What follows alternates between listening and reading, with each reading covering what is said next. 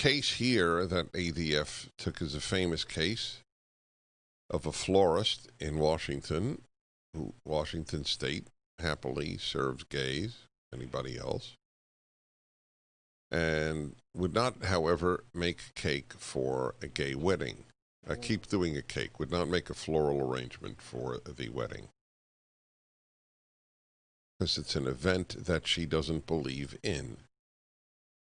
I don't believe in it either, and we have, it has nothing to do with anti-gay. It has to do with the belief that marriage is defined as a man and a woman. If you don't think we're right, fine. I'm going to a dinner, as I said, two men married to each other, very close to. They know my position on same-sex marriage. It would never occur to them I'm anti-gay. It's the cheapening of language that the left engages in order to stir hatred in the country. So why didn't the Supreme Court simply say to the Washington Supreme Court, as we've ruled in the case that I keep thinking of, the cake baker in Colorado, you cannot force this woman to make a floral arrangement for this event. Why didn't they do that? Yeah, well, usually when the court sends a case back, that's exactly the message they're sending, is you got something wrong here, go back and fix it, consistent with what we did with Jack Phillips, the Colorado baker. And I think that's what made what the Washington Supreme Court did all the more galling, is that they rejected that.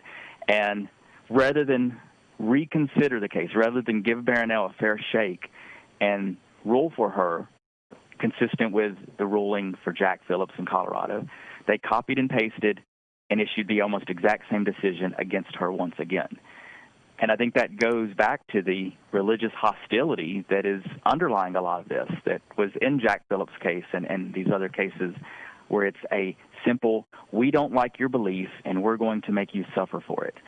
And all Barronelle is asking is, let me operate my business, that I serve everyone. And she even says to this day she would love to welcome this gay couple back in her shop and sell them anything they want, as long as she's not forced to participate and create floral arrangements for weddings that violate her faith. That it's even a case shows the deterioration of America in my lifetime. It's no matter what your position, the issue is a freedom issue. So has she suffered as a result? Absolutely.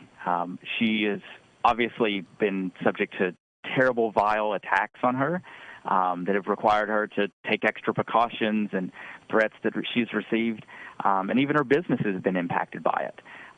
And so this is something it's not just a academic legal battle, it's her life. And hovering over all of this is that if she loses and the ACLU comes after her for the over $1 million in attorney's fees, they can come after her business, they can come after her house, they can come after everything she and her husband own.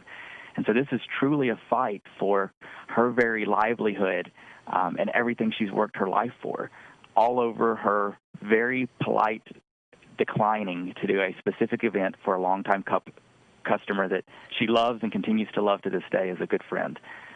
That's what we're fighting for. That part I find hard. I can't stand the guy. Okay, I don't understand how she could possibly love him. She treated him perfectly decently for how many years, and then he screws her life. I can't stand this man. I think he's a lowlife. It's completely a testament to the character of Barronelle. Well, she's got a better character than I do. I loathe him. You know, she truly does not. Loves him to this day, and I've seen it in her eyes of tearing up of the thought that she would love to have him walk back in the shop and give him a hug. And I've heard that from her own lips. And it just shows that this is, like you said earlier, this is not a thing where she opposes Rob and his lifestyle, but rather is standing true to her religious beliefs while still continuing to love Rob and his partner and anyone that walks in her shop. I don't know how he justifies to himself, this woman has treated me so well, and now I'm trying to destroy her, her husband, and their livelihoods. I don't know. I mean, he is a hate-filled human being. You don't have to react. I'm telling my audience. There are very few people I loathe. This person that she loves, I loathe. But what are you going to do? I don't think I believe love is earned. She doesn't. It's a separate question. It has nothing to do with you or ADF. So this is now. Where is it now legally?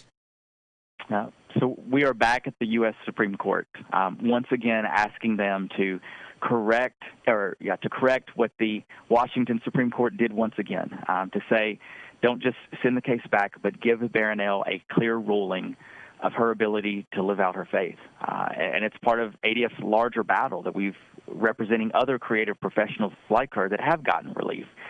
In Arizona and Minnesota and other states where people like Barronelle have gotten victories and been able to go on to their life.